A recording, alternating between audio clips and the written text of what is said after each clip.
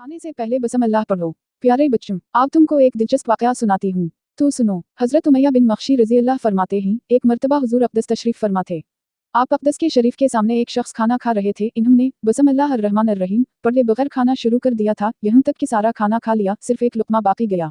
जब वो शख्स इस आखिरी लुक़मे को मुंह की तरफ ले जाने लगे तो उस वक्त इन्हें याद आया कि मैंने खाना शुरू करने से पहले बेध्यानी की वजह से बिस्मिल्लाह अर्रहमान अर्रहीम नहीं पढ़ी थी। हुजूर अक़दस की तालीम यह है कि जब आदमी खाना खाते वक्त बिस्मिल्लाह पढ़ना भूल जाए तो खाने के दौरान जब इसको बिस्मिल्लाह पढ़ना याद आ जाए उस वक्त बिस्मिल्लाह औज़लाओ वाफ़राओ पढ़ ले। अब जब इन्होंने ये दुआ पढ़ी तो हुजूर अक़दस उनको देखकर मुस्कुराए।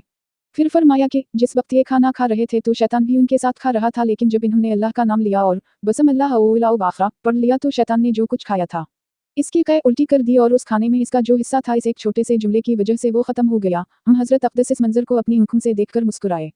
प्यारे बच्चों, आप अक़दस ने ये बात हमें सिखाई कि आदमी अगर खाना शुरू करने से पहले बिस्मिल्लाह पढ़ना भूल जाए तो जब याद आ जाए उस वक्त बिस्मिल्लाह औज़लाओ वाफ़राओ पढ़ ले। इसकी वजह से इस खाने की बेबरकती ख़त्म हो जाएगी और शैतान का भी इस खाने में कुछ हिस्सा नहीं होगा।